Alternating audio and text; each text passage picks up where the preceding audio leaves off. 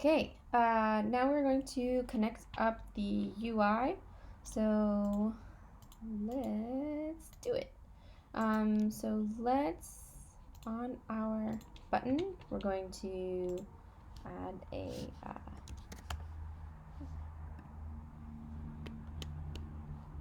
scene changer script. So let up. All this is going to do is we're going to make a public void change scene.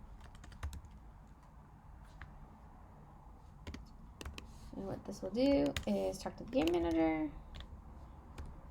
and then what the function we want to call is the next scene function. So let's make this public so that we can actually call it. We'll call next scene. Okay, that's it. So let's attach that to our button. So we put the script on the button. So OnClick event, drag and drop the button onto itself, find the scene changer, find the function.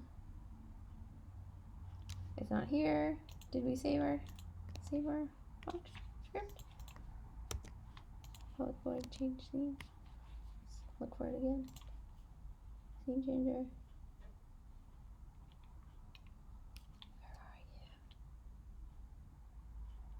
You're not here. Oh. We have an error. Make sure you save your game manager script. Let's try this again. Button. Scene changer. Change scene. Okay, there we go. You have to fix all your errors before you do stuff. Okay, so that button works. Let's go to the end scene and hook up that button. We can literally put the exact same script onto the button, scene changer. Change the OnClick event, button, scene changer, change scene. Okay, cool. So now it's hooked up to the buttons. And what we want to do is, back in our code, let's remove this, comment this out. And we should be able to play our game now, but the UI is not going to work just yet. Let's go to our start screen, hit play,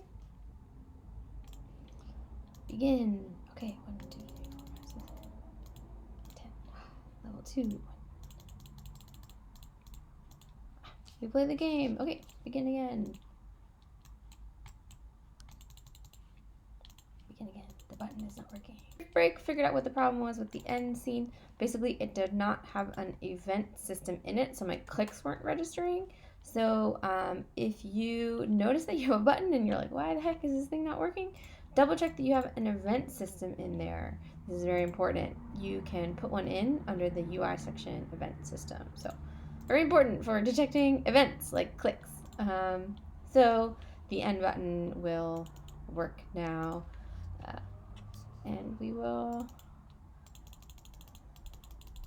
test it. Begin again. This is the game. Cool. And we're back to a score of 0. Okay. Great. So now let's hook up our UI text. So we are actually going to do this in our score changer script. So one thing you should take note of is that our text object is tagged as score in both scene 1 and scene 2 score. So this is important. We should be able to find it now. So in our score changer, we will change the score amount, and then we will find the game object. So we're going to do some stuff with the UI using movieengine.ui, and then we will say that text score text is equal to game object dot find game objects with tag, and we find the score object, and then we will say score text equals game management dot manager dot score. Score. Okay. So if you didn't make it public before, make sure that public. Make sure that your score is also public so that we can access it here. Okay. And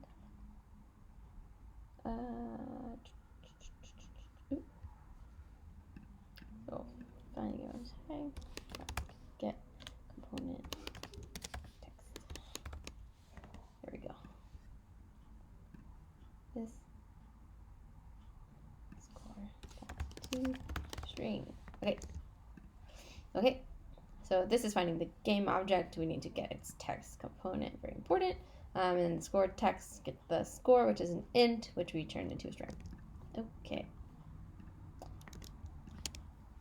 Let's test it out. So go back to our start screen. Hit play. Begin. Yeah. 10. Oh. We should probably change the score here too.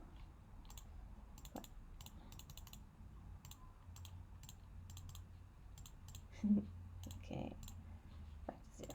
So we could do, look, we can even get negative, positive. So we could do a couple little things of on start. So boy, start. We can basically do this. So we can actually get the current value and change it on the start. And we might actually want to, yeah, that's fine. Okay. So we won't deal with the score being wrong at the beginning. So now we're on level 2. And it didn't change the text of the score. Okay, there we go. That is how you use a game manager to carry data from scene to scene, and also how you access it and do things with your UI and buttons and clicks and all that. All right.